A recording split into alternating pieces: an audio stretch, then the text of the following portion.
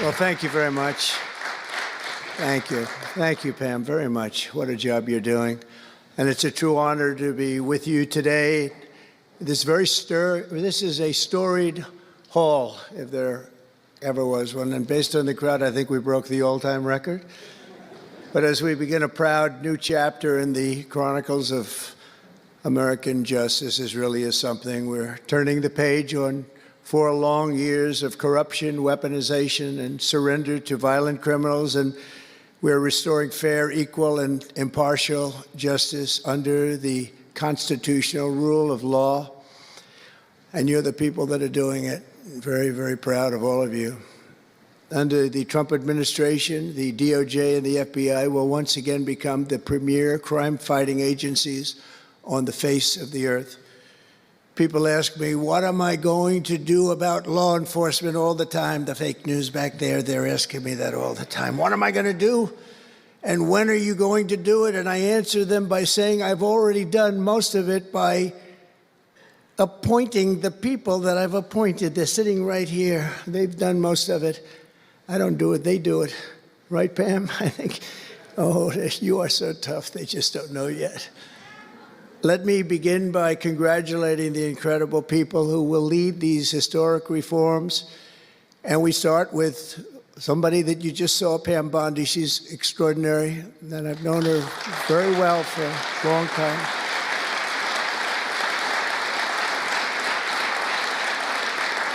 I watched her for a long time in Florida, for years in Florida, and highly experienced. She seems so young, but she's highly experienced, that I can tell you. She was a phenomenal attorney general in Florida, and she's going to do a really amazing job. Also, our new director of the FBI, Kash Patel. Kash, right.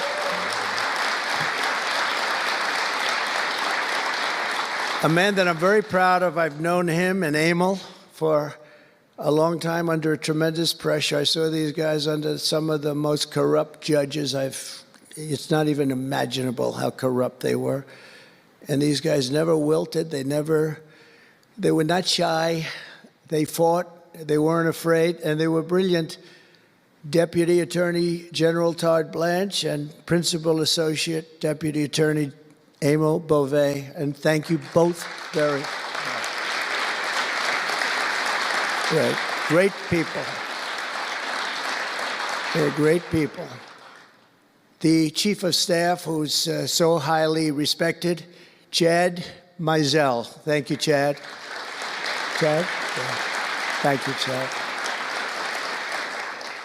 Our next administrator of the DEA, Terry Cole. Terry? Thank you, Terry. Good luck. Going to do great. Senior counsel to the Assistant Attorney General for Civil Rights. Boy, I've been watching him on television last couple of weeks. He is really a tough one, and he's a great one. Leo Terrell, you watch how good he's going to be. He's going to be so good. Thank you, Leo. Great guy. Assistant Attorney General of the Antitrust Division, who's got an incredible reputation. She'll do very, very well. Gail Slater. Thank you, Gail. Good luck. Great job. Now, we're joined by many, many great friends and terrific friends, and I won't be able to, too many to name, but some that I just see very quickly. General Flynn, thank you for being here. Here's a man who went through hell, by the way, and he shouldn't have. He's a patriot. He went through hell. We're also pleased to be joined by Senator Chuck Grassley and House Majority Whip. Where's Chuck? Hi, Chuck. House Majority Whip Tom Emmer. Tom, great job you're doing. Representative Guy Reschenthaler, one of the toughest names to say, but I got it perfectly, I think. And State Attorney General Ken Paxton, thank you very much. Thank you very much. Somebody who was with us early on, and she's really become a big star and very popular, Brenna Bird. Thank you, Brenna. Thank you very much. Steve Marshall, Alan Wilson, James Othermeyer, Chris Carr, Dave Sunday, Marty Jackley, as well as White House Deputy Chief of Staff, Stephen Miller. What a man Stephen is. Become a big star. Right, Emil? Steve Miller. Steve has been something very special. For generations, the Federal Department of Justice was one of America's most revered institutions. The men and women of the DOJ brought down the mafia, hunted down the killers, kingpins, and spies, tracked down terrorists and traitors, and tore down corrupt political machines all across America. This department commanded the respect and admiration of the entire world. And with Pam and Cash and all of the people I introduced and far more, big numbers, and all of you sitting back there, I recognize so many of you. But with you leading the way, it'll soon be the most admired and most respected of all. You're going to be more respected, and I really believe that there's also a lot of things to solve, a lot of problems to solve. But that's going to put you in the upper tier and maybe the top tier, and I believe that's going to happen. I'm so proud of the people in this room. But first, we must be honest about the lies and abuses that have occurred within these walls. Unfortunately, in recent years, a corrupt group of hacks and radicals within the ranks of the American government obliterated the trust and goodwill built up over generations. They weaponized the vast powers of our intelligence and law enforcement agencies to try and thwart the will of the American people.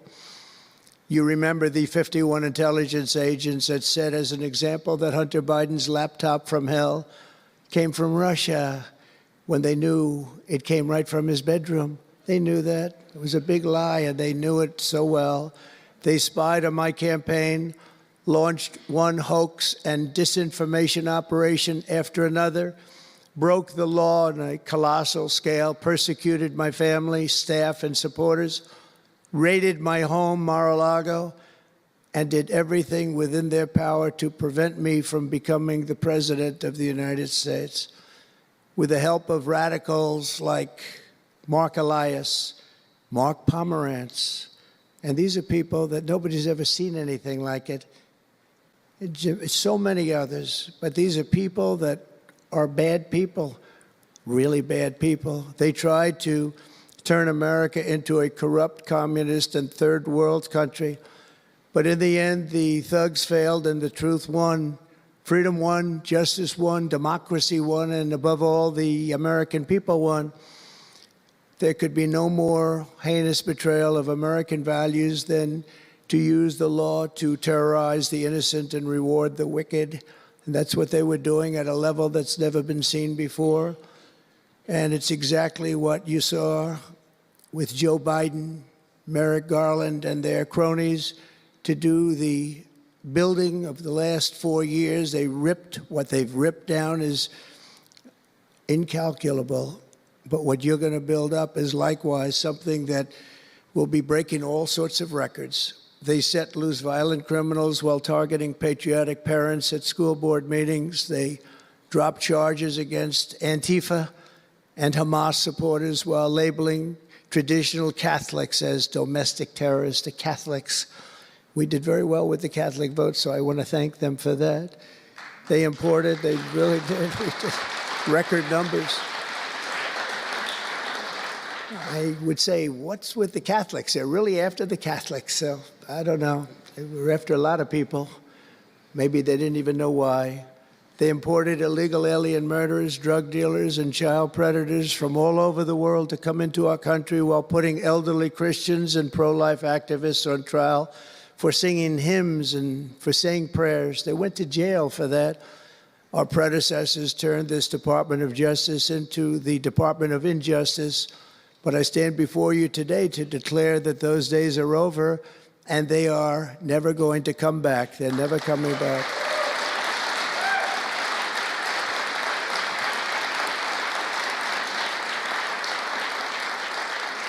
So now, as the chief law enforcement officer in our country, I will insist upon and demand full and complete accountability for the wrongs and abuses that have occurred.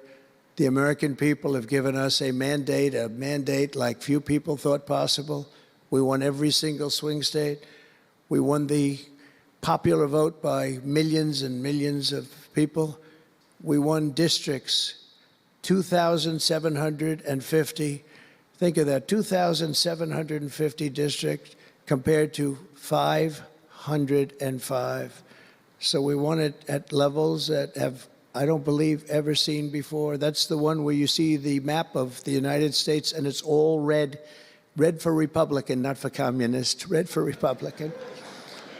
They would like it to turn red for communist, but it didn't work out that way. The American people have given us a mandate and really a far-reaching investigation is what they are demanding into the corruption of our system. And that's exactly, I'm sure, what Pam and Cash and everyone else mentioned here and not mentioned is going to be doing. We will expel the rogue actors and corrupt forces from our government. We will expose and very much expose their egregious crimes and severe misconduct, of which was levels you've never seen anything like it.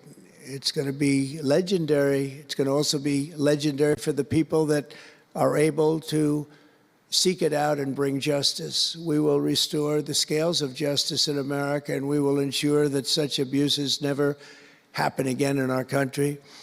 And that's why on day one, I signed an executive order banning all government censorship and directing the removal of every bureaucrat who conspired to attack free speech and many other things and values in America.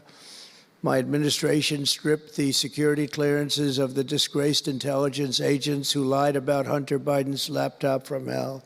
We revoked the clearances of deranged Jack Smith, Alvin Bragg, Letitia James, and the crooked law firms that aided their partisan persecutions. And I went through it. These are state and city courts, and the corruption is unbelievable. We also terminated the clearances of the Biden crime family and Joe Biden himself. He didn't deserve it. In fact, he was essentially found guilty, but they said he was incompetent. And therefore, let's not find him guilty, I guess. Nobody knows what that ruling was, but I didn't want any part of it. I think I would have rather been found guilty than what they found with him. They said he didn't know what the hell he was doing, and therefore he's let him go. I said, you know, I'd rather be convicted, Pam, I think, than that. That was not good. I said, please convict me, don't say that. I pardoned hundreds of political prisoners who had been grossly mistreated. We removed the senior FBI officials who misdirected resources to send SWAT teams after grandmothers and J6 hostages. And it was a great honor for me to fire, I will tell you this, a great honor to fire James Comey. A great, great honor. That was nothing. There was no better day.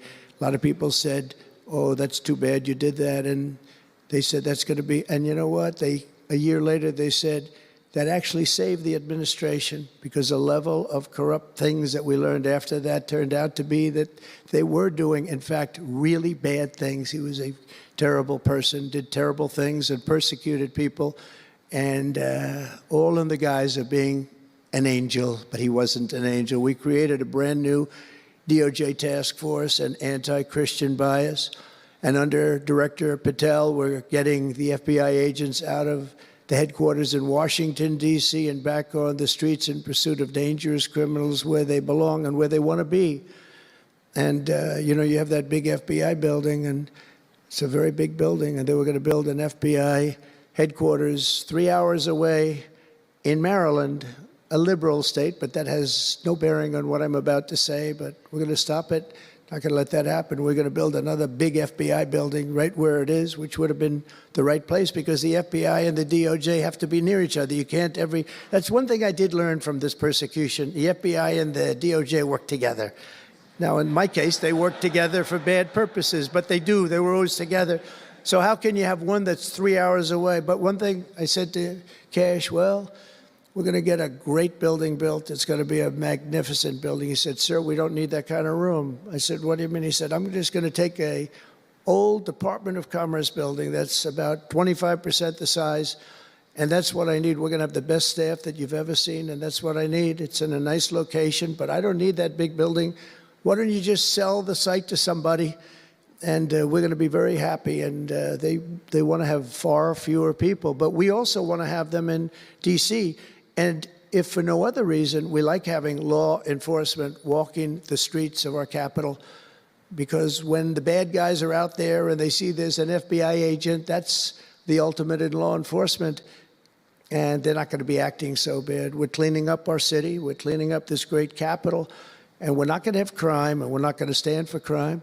And we're going to take the graffiti down, and we're already taking the tents down, and we're working with the administration. And if the administration can't do the job, we're going to have to take it back and run it through the federal government. But we hope the administration is going to be able. So far, they've been doing very well. The mayor's been doing a good job. We said there are tents galore right opposite the State Department. They have to come down, and they took them down right away. And so far, so good. But we want to have a capital that can be the talk of the world. When Prime Minister Modi of India, when the President of France, and all of these people, the head of Prime Minister of United Kingdom, they all came to see me over the last week and a half. And when they come in, I had the route run. I didn't want to have them see tents. I didn't want to have them see graffiti. I didn't want to have them see broken barriers and potholes in the roads, and we had it looking beautiful. And we're going to do that for the city, and we're going to have a crime-free capital. When people come here, they're not going to be mugged or shot or raped. They're going to have a crime-free capital again. It's going to be cleaner and better and safer than it ever was, and it's not going to take us too long. There's a new phenomena that is taking place with these violent, vicious lawyers that we have all over. They play the ref. You know what playing the ref is? Like the great Bobby Knight basketball coach. He'd scream and scream at the ref. He'd scream. I watched it. By the way, I love Bobby Knight because he endorsed me. And having Bobby Knight's endorsement in Indiana was an extremely good thing. A friend of mine said I was running in Indiana at the time. This was early on, 2016.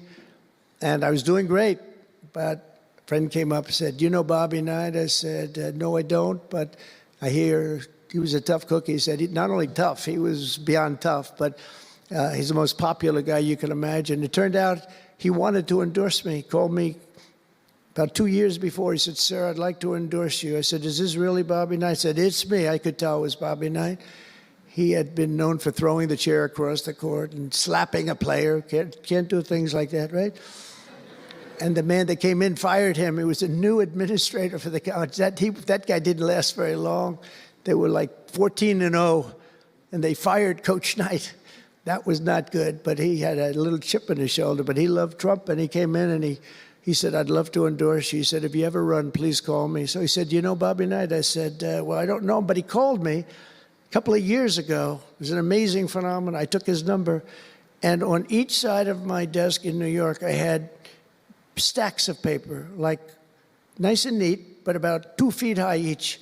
And I said, I wrote his number down and I put it here 2 years ago. And I said, let me see if I can find it. It was almost like a miracle. I had other miracles that happened too. My ear is still throbbing. That was a miracle. That was a miracle also, wasn't it? That was a miracle also. Thank you. Thank you, Leo. Thank you. Thank you, that was a miracle.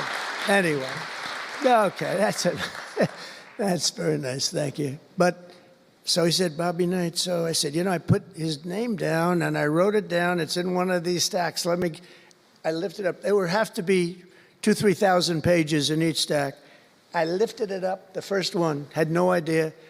And there was his name on a little card, Bobby Knight with his number. It was like incredible. I tell that story all the time. And I called him and dialed the number. He said, "I've been waiting for you to call." And he went out and he made a speech for me in a packed arena in Indiana, and it was over. It was over. He was a tough guy. He actually went a little far, if you remember. He made a great speech because he was actually a motivational type guy, to put it mildly. But he left the stage, and then I'm talking, and he walks back onto the stage. I said, uh-oh, this is trouble. Why is he coming back? He was a big guy, too. Why is he coming back? He said, "May I say a few more words?" I said, "Yeah, go ahead, Bobby, say a few more words." A little different. And he said, "And let me tell you something about this guy, Trump. This guy, if he has to, will use the nuclear weapons that we have. He will use he has no fear. He's going to use, and that's the kind of guy. And he walked off the stage. I said, I think I'm in big trouble, Pam. That was not good, but it worked out okay. In the meantime,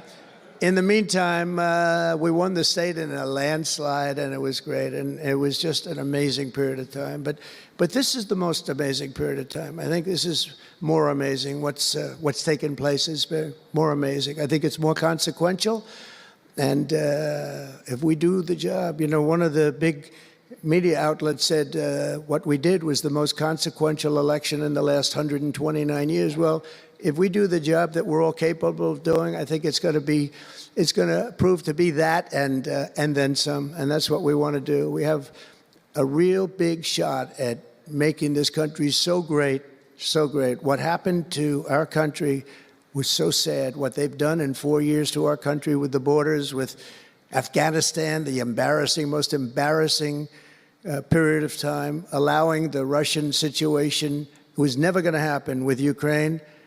Allowing October 7th to happen would have never happened because under me, Iran was totally broke. They had no money. They weren't giving any money to Hamas or Hezbollah. It was totally broke.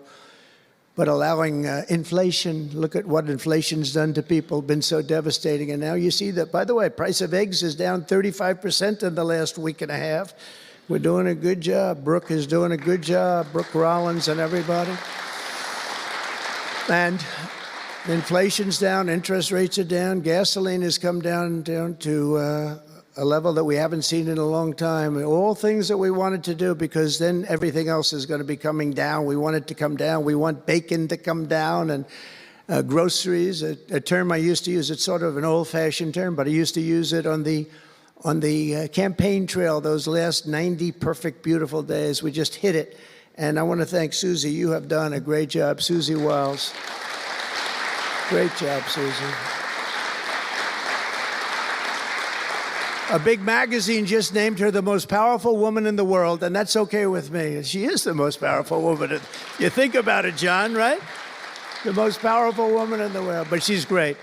And we had a great 90 days. It was a perfect 90 days, and it was a great result, but we want to put that result to good use by doing a phenomenal job. And I want to tell you that Todd and Emil know this very well. We had an amazing judge in Florida, and her name is Eileen Cannon. And I didn't know her. I still don't know her. I don't believe I ever spoke to her, even during the trial. But I did appoint her, federal judge. And these fake lawyers, these horrible human beings, were hitting her so hard, public relations-wise. They were playing the ref. I don't think it's legal. I don't think it's legal. They might as well go out and just shout it in a courthouse. They were saying she was slow, she wasn't smart, she was totally biased, she loved Trump. I didn't know her, other than I saw her the couple of days that I was in court, and I thought her decorum was amazing. Anything bad they could say, though, they were saying about her, it was whatever they could say bad about a human being, all made up, because actually she was brilliant. She moved quickly. She was the absolute model of what a judge should be, and she was strong and tough. And how do you get them to stop if you're a judge? How do you get them to stop with the playing the ref? Bobby Knight would play the ref. That's why I brought up the Bobby Knight story. He would play the ref. He'd scream at the ref. He'd scream so hard. Oh, boy, it was terrible, actually. And the people would come up, his assistant coaches would come up to play. Coach, don't do that. Don't do it. He said he's not going to change his tune, Coach. He called it. He's not changing. I don't care. And he's screaming. That's when he threw the chair. He starts going crazy.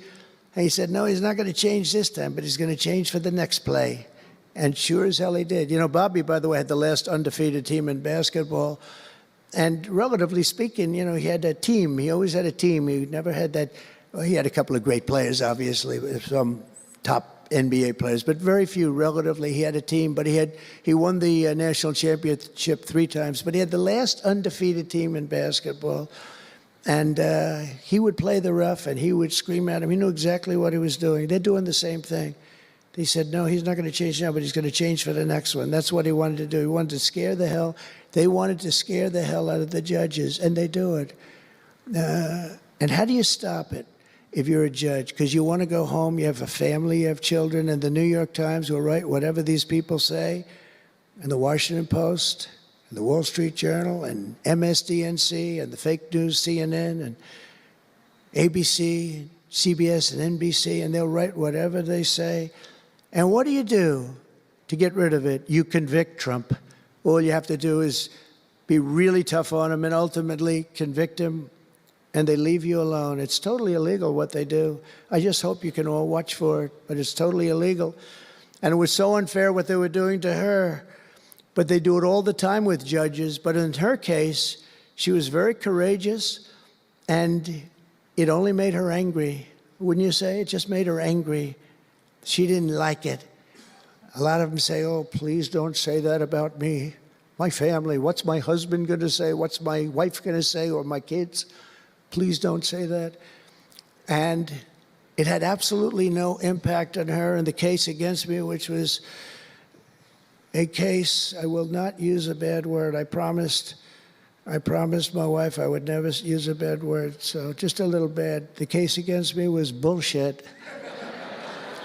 And she correctly dismissed it. She correctly,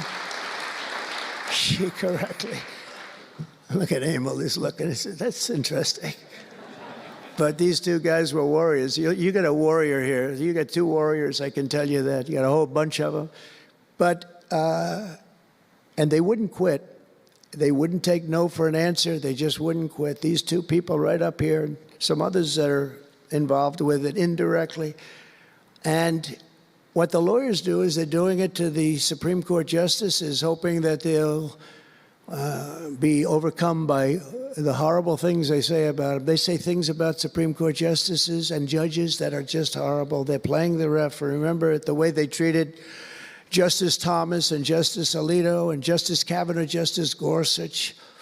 Chief Justice Roberts gets treated unbelievably badly, and they're hoping that they can sway them to go along because, again, what do? They're humans. You know, like it would be wonderful if everybody was just a perfect computer machine, but they're not. They're humans, and they don't want to be accused of many, many things, including gross incompetence. They don't like it, and they don't want it. There's not much they can do about it. You know, they're in a position they can't really fight back really very well.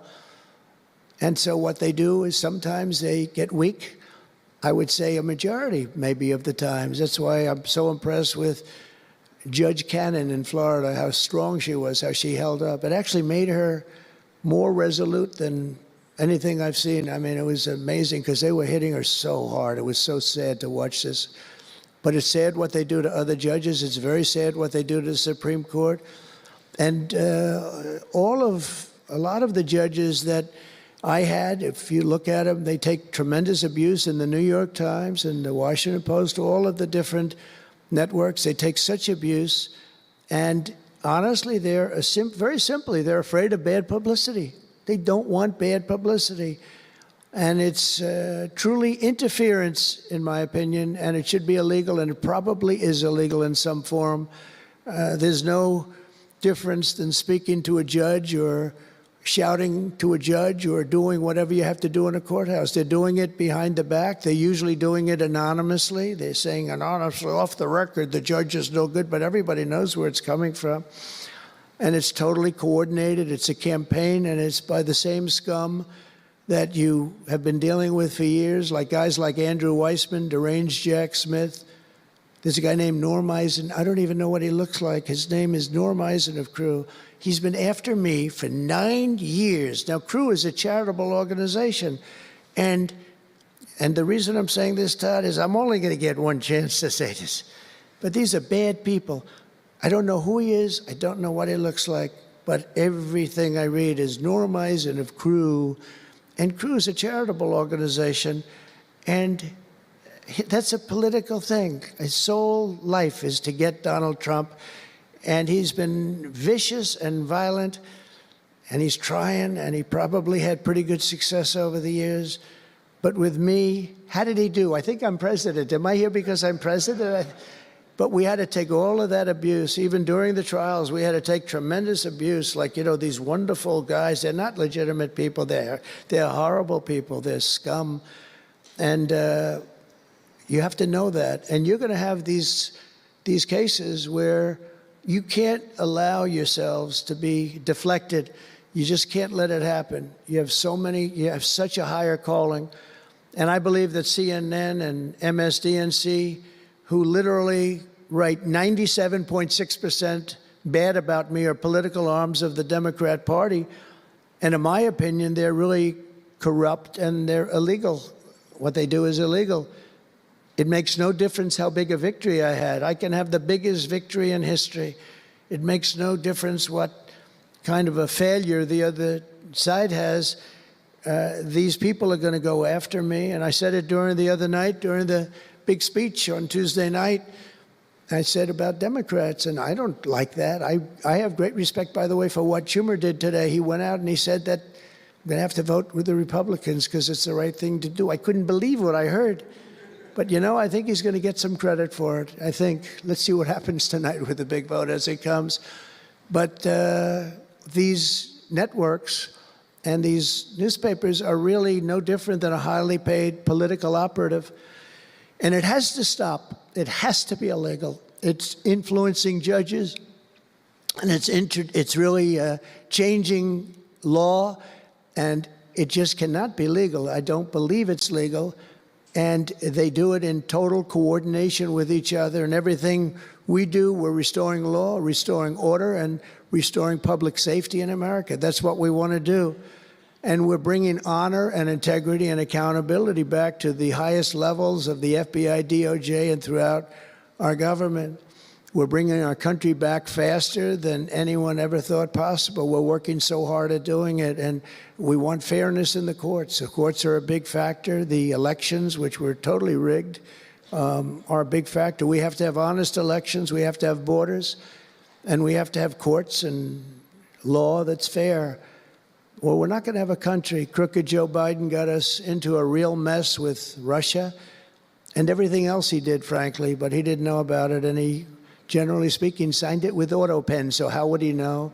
That AutoPen is a big deal. I don't know. They're having who's doing this? So when my people come up, Will and all of the people, Steve, they come up and, sir, this is an executive order. They explain it to me, and 90% of the time I sign it. 99% of the time I say do it, but they come up and I sign it. But you don't use AutoPen. It's number one, it's disrespectful to the office. Number two, maybe it's not even valid because who's getting him to sign? He had no idea what the hell he was doing. If he did, all of these bad things wouldn't be happening right now. But we're going to get you back into a great position, and we've already started. They say that we had the most successful first month of presidency. Not a long time, but it's still a lot. It's like if you're a golfer, sinking a 3-foot putt on the first hole gives you confidence to sink something on the second hole. But if you miss that first putt, you don't like to have the putt on the second hole and the third hole. It could be a very bad experience. It's nice to get that first month, and now we have more than a month. Now we have a month and a half. And it's going really, really well. I can tell you as a little secret, although the cameras are blazing back there, so it's not that much. But I think we're doing well, as you have been hearing about Ukraine. I think we're doing now well with Russia. We're speaking with President Putin. We want to get the war over. Not only have we spent maybe $350 billion to Europe. Think of that, $350 billion to $100 billion, and yet we're across the ocean far away, so it shouldn't have been that way, but Biden let that happen too. And we're getting a deal where we're going to get that back, but much more importantly are the lives that we're talking about. On average, 2,000 young people are being killed every single day. Now, they're not from here. They're from nowhere close to here, but they're young people. They're human beings, and they have parents. They have sisters and brothers, the mothers and fathers, the friends and the families and the towns where they grew up. And they're losing, on average, 2,000, even 2,500 a week. and I want to get it stopped. And we've had some very good calls today with Russia and with Ukraine. They've agreed for a ceasefire if we can get it with Russia, and it's not easy. It's a tough one, but I think we're doing it. And as the Secretary General said yesterday of NATO, a terrific guy, he said without Trump, we wouldn't be talking about it. It would just go on for years, and millions of people have been killed, but millions more people would be killed. And he said it was a great honor. Without me, it would just keep going on. We're looking for the ceasefire now with Russia, and we've had some very good talks about it. We've had some very good responses. And I can tell you that there was a case where there would have been no war if I were president, and it's just 100% would not have happened, would never have happened. I used to speak to President Putin a lot about it. I said, don't do it. Don't do it. I won't tell you what the consequence was. I won't tell you what he said. But if he believed even 5% of what I said, then he would say, I'm not going to do it. And I think he did. But we had a good relationship, and we had a professional relationship, and his respect for this country.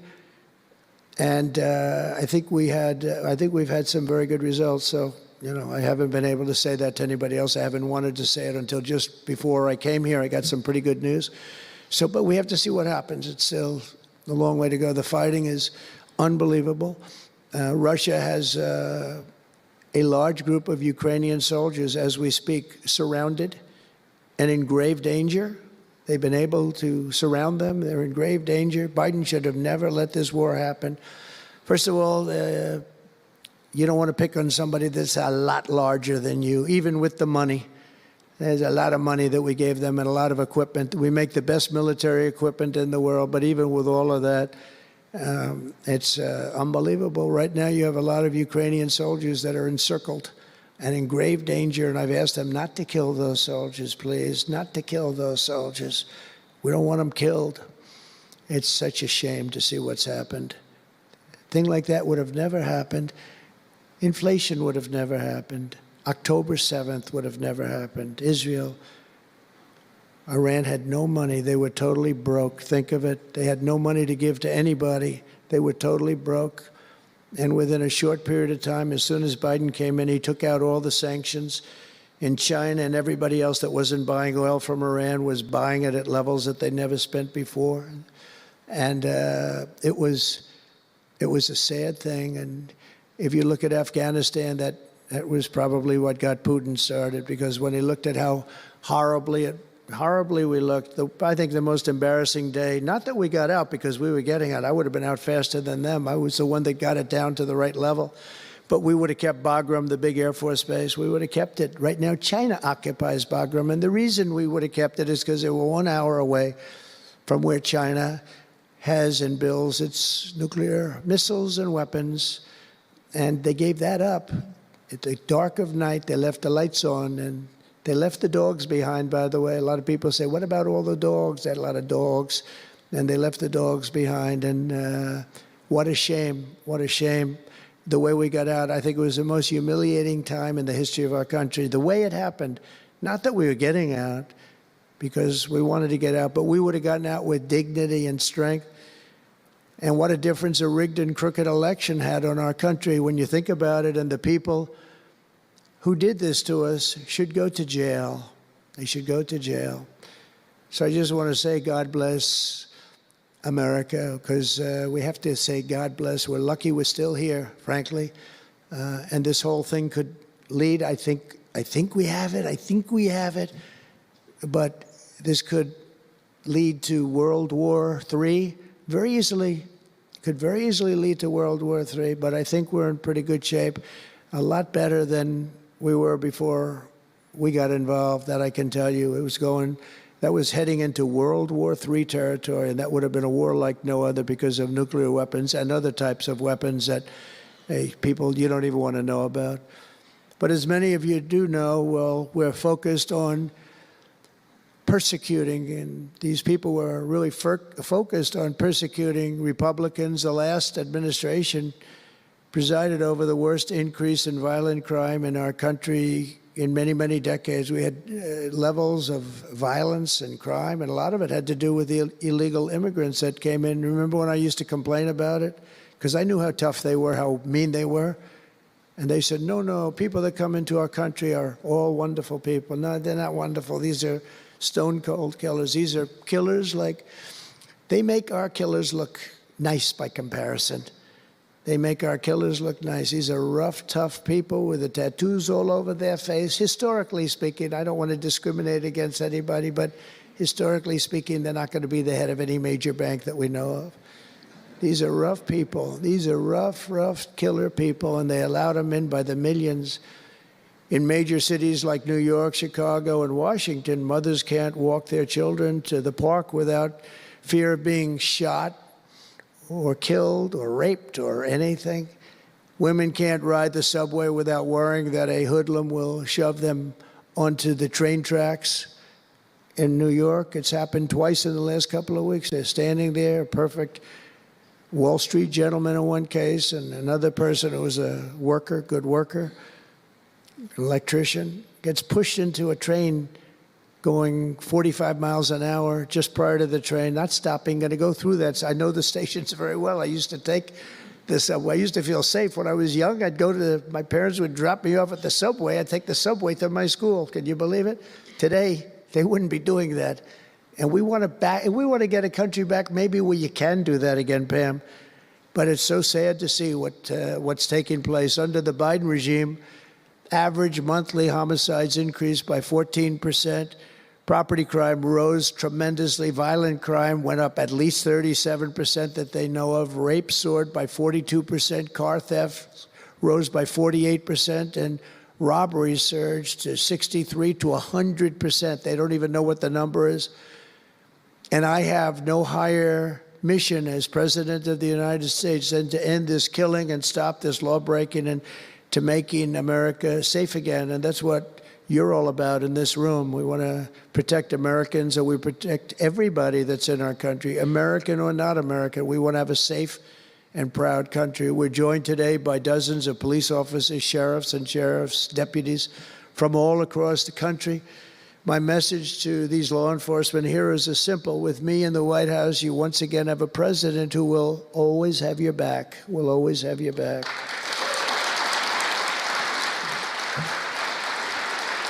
Thank you, fellas. Thank you. That's a lot of good-looking people. I will tell you, I feel safe. I'm glad you're in the room. I feel even safer. It's a lot of great people. On day one, I signed an executive order directing Attorney General to ensure that anyone who murders a police officer immediately, with as fast a trial as we can have, gets the death penalty.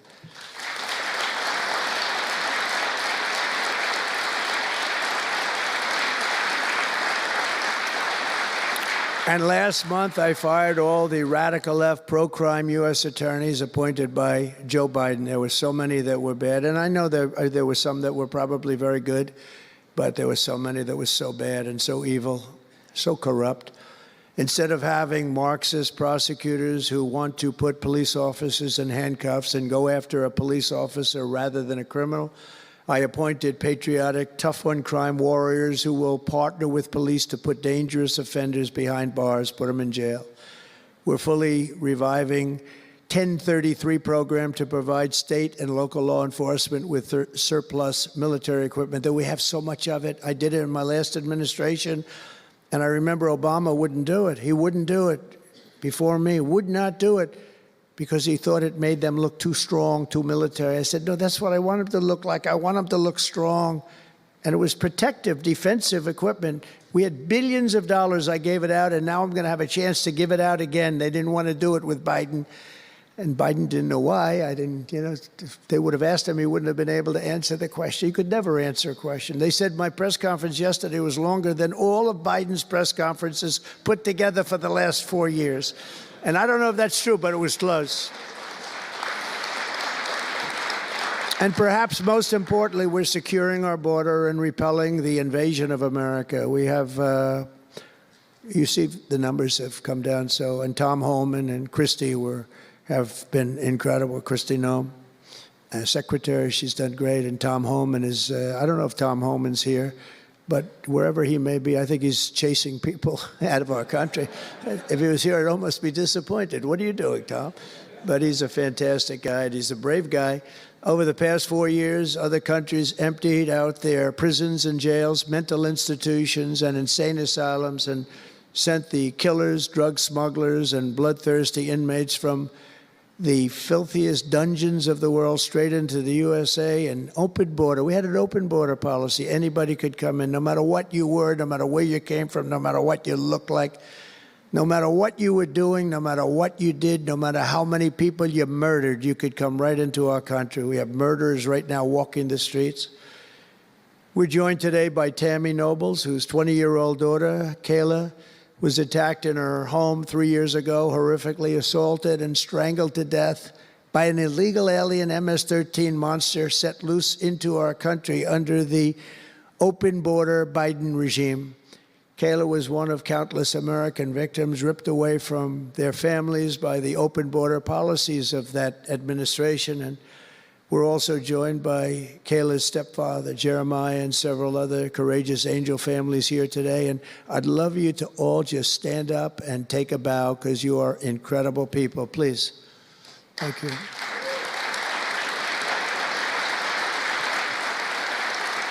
you.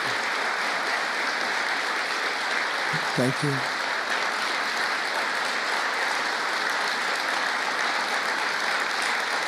Thank you very much. Thank you.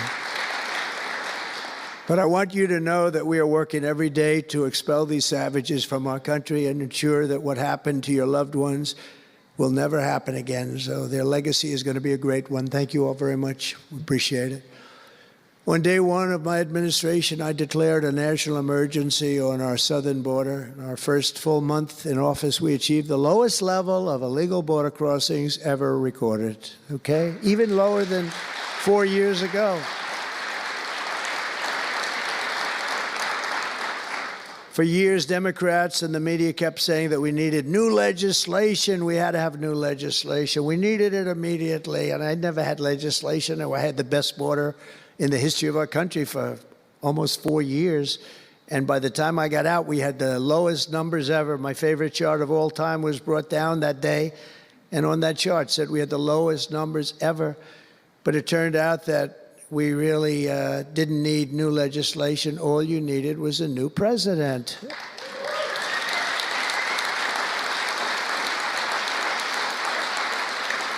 And I said that the other night.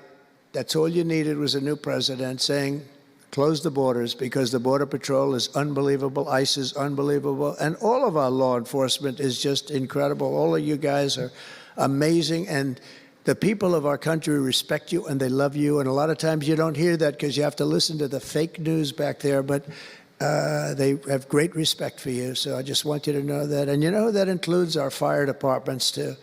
They don't get spoken about enough. You know, they go into some of the areas I read where they're shooting them off ladders. Can you believe it? They go up to put out a fire, Leo, and they go and they shoot them off a ladder.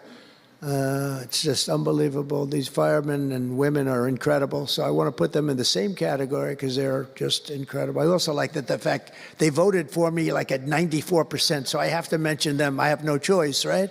But the truth is they're phenomenal people. The law enforcement, fire, everybody, they're phenomenal.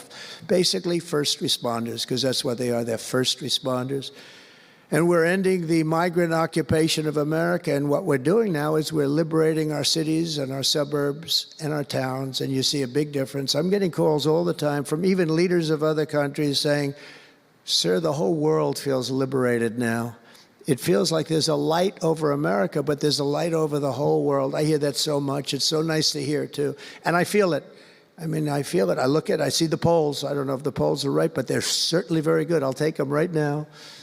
It's amazing what's taken place in such a short period of time, really 6 weeks, but it's longer than that. It's really November 5th. I think that hopefully will go down, if you do your job great, it'll go down as the most important day, one of them at least in the history of our country. You know, July 4th was pretty, 1776, it was pretty important too. But let's see if we can top it. Can we top it? I don't know. That's a tough one, but we're going to try. But it will be one of the most important days in the history of our country. So I think, and I think everybody in this room wants that to happen. Last month, we officially designated MS-13 and Tren de Aragua.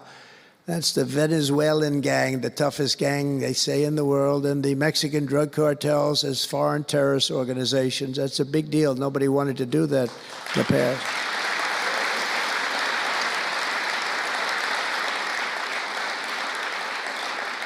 And by the way, we've caught hundreds of them, the Venezuelan gang, which is as bad as it gets. And you'll be reading a lot of stories tomorrow about what we've done with them.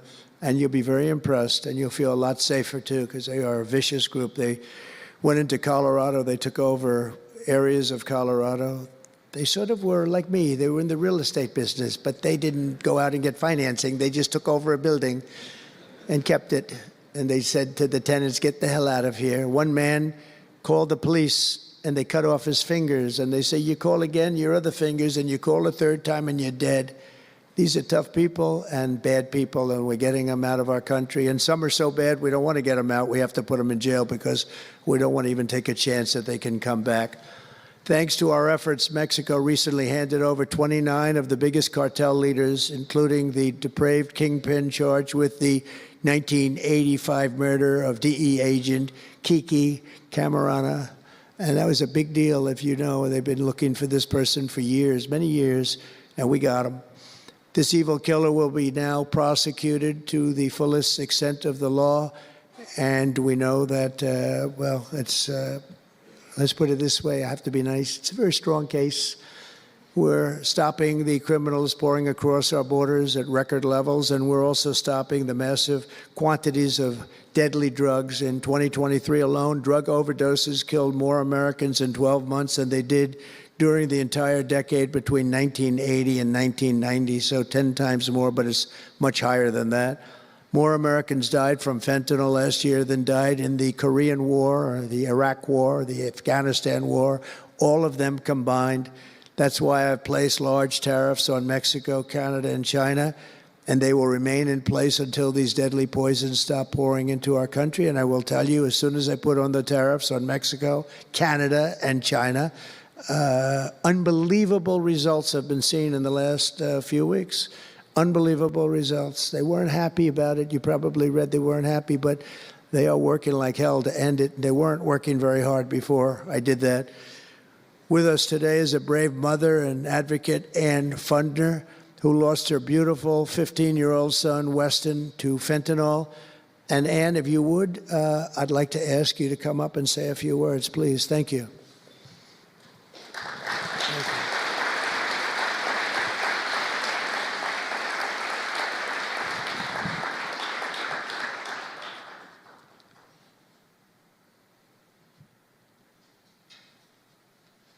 Thank you very much. Thank you, darling. Thank you. You're going to be great. Thank you. Let me put that down a little bit. Thank you. Well, first, I want to say thank you. I think this is the biggest honor of my entire life, being on stage with President Trump. But I want to tell you a little bit about my son, Weston, who absolutely loved President Trump. He had a beautiful Trump 2020 flag hanging in his bedroom, and he had it on the beach one day, and we took a picture, and it became our 2020 Christmas card with the most perfect slogan for President Trump: peace on earth. What would happen in the next 4 years would be devastational to our country and our safety of our children. And in 2022, Weston lost his life, a freshman in high school at the age of 15, from a single pill that took his life. The cartels were allowed to operate on American soil and took hundreds of thousands of American lives. And so we knew there was only one person that could save us from the devastation on our American soil, and that was President Trump. And so in 2024, we did the best thing that we could do to keep America safe again, and we elected President Donald J. Trump. Thank you. Thank you. Thank you.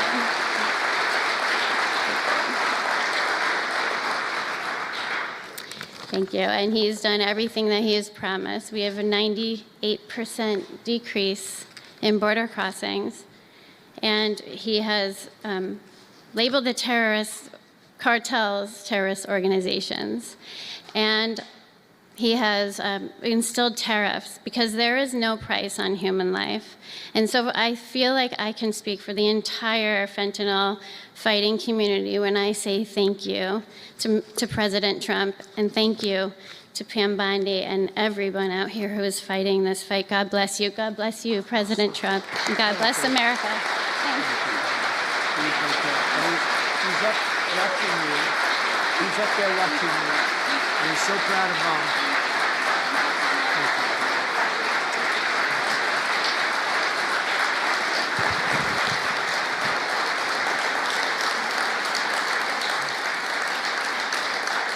Thank you, Ann, very much. Weston is, I just said to Ann, Weston is up in heaven watching his mom, and he's so proud of you. He's so proud of you. Thank you. We're also joined today by a number of other American families who have lost loved ones to fentanyl, and I'd love you to just stand up for a second, and we want to acknowledge you, and also your daughters, your sons. They're looking down on you, and they're loving you like crazy. So thank you very much. Thank you. Thank you. Thank you. This department will not rest until we have ended the fentanyl epidemic in America once and for all. In less than 2 months since I took office, the DEA and FBI have seized nearly 1 million deadly doses of fentanyl, and that's just the beginning.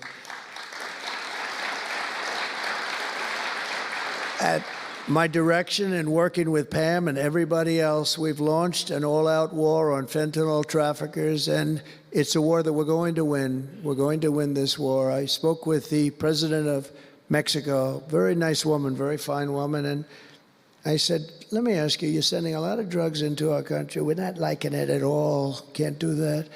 But I said, is Mexico, does it have much of a drug? She said, no, we're not a consuming nation. I thought it was an interesting term. And I said, why? And which I've heard also, by the way, they're not a consuming nation. They distribute, but they don't consume.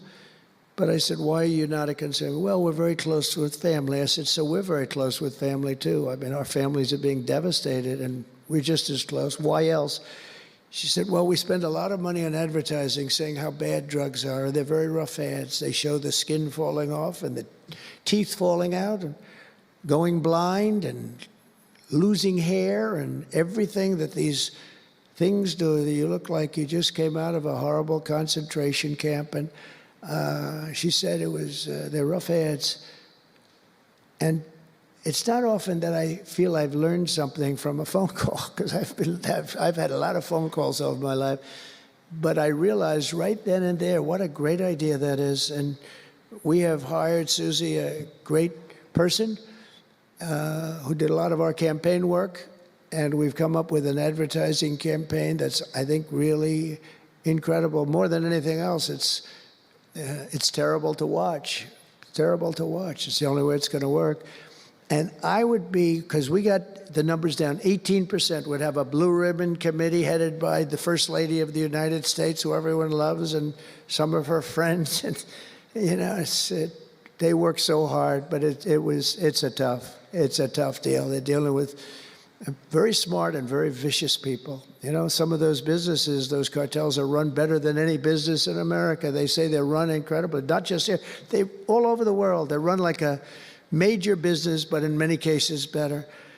And I said, we got it 18% down. Well, 18% is incredible. It's like a record. But when you think of it, it's not very much. And the way you get it down, if you want to get it down to close to 100%, is with the death penalty. But I think maybe America is not ready for that. China has a death penalty. Singapore has a death penalty. Various places have the death penalty. Wherever you have the death penalty, you don't have drugs. But I just don't know if this country is ready for it. So I tell people, and it's always an option, but I don't know. I just don't know if you're ready for it, and that's okay. It's nothing you can do. But what we're going to do is we're doing this campaign And I think we can get it down 50% with this campaign, because when people see all the horrible things that these drugs do to you, we're especially focused on fentanyl. When they see all of the horrible things that happen when you take drugs, how you look, you lose your look. Everyone's vain. They don't want to lose their look. The look is so important. And I think when they see these things, they may say, you know what, I'm going to take a pass. But there is big danger. Pam and I were talking about it before. A lot of people are taking fentanyl and not even knowing. They think they're doing something else, or maybe taking another drug, but at a much lower level. And they die. You can put on the pin, think of this, the head of a pin, fentanyl, and it's too much, and it will kill the strongest person in the room. And it's amazing. But we're going to do this campaign. It's going to be launched fairly soon, Susie. And I think it's going to have a big impact. I think if we got it down by another 30, 35 points, and I really believe we can, I think that's an incredible idea. So I thank the president of Mexico, actually. It was a call on tariffs, and we talked about drugs. And she gave me an idea that I think will be very successful, and based on what I saw, it's going to be amazing. Under our leadership, this department is once again laser focused on protecting the American people. We're defending our borders, our streets, our children, and our good, really God-given, this is God-given rights and liberties once and for all. We're going to defend our country, and we're going to defend our rights. Etched onto the walls of this building are the words English philosopher John Locke said, "Where law ends, tyranny begins." And I see that, and I saw it over the last 4 years when somebody was allowed to attack viciously with this department and the FBI his political opponent. How did that work out? Didn't work out too well, but it wasn't pleasant. It wasn't pleasant. I was attacked by a political opponent, and probably it helped that I was attacked more than anybody in the history of our country. Alphonse Capone, the great Alphonse Capone, legendary Scarface, was attacked only a tiny fraction of what Trump was attacked. And maybe it worked out well. I don't know. If I had to give it up, I probably wouldn't, but only because I've gone through it. But I wonder what the difference would be. Maybe they helped get me elected by those margins, the big mandate that we received. But you can't go after your political opponent. Nobody's ever seen anything like it, actually. And hopefully they won't see anything like it. But now, with the return of law and order, the entire world is witnessing the triumph of American justice and American freedom. That's why we're here today, gathered with people that have love for our country. In the coming years, we will revive the storied legacy of this department. It's happening right now. You can feel it. And rekindle the spirit of the great lawmen and legal lions of the past, Americans like Wyatt Earp, Eliot Ness, Frank Hammer, Rudy Giuliani. Rudy Giuliani had to suffer greatly, greatly. He's the greatest mayor in the history of our country. He had to suffer greatly. Ed Meese, Antonin Scalia, Robert Jackson, and Robert F. Kennedy. We will rebuild pride in our institutions. We will restore the prestige of this great department, and we will bring back faith in our justice system for the citizens of every race, religion, color, and creed. And I want to just tell you that this has been a great honor. I was asked to do it, and I said, is it appropriate that I do it? And then I realized it's not only appropriate, I think it's really important. And I may never do it again. I may never have another chance to do it again, because this is something that I'm leaving to the greatest people I know, the best people, the smartest people, the toughest people I know. And they're going to do an incredible job. And it's an honor for me to have won this election so that I can appoint these people to do their job, and they're going to do it like you have never seen. So I just want to wish all of you good luck. It's going to be an interesting journey. Not going to be easy, but you're going to win. You're going to win, win, win, and fight, fight, fight. And it's going to end up being a tremendous result for this country. So thank you all very much. God bless America. God bless you all. Thank you.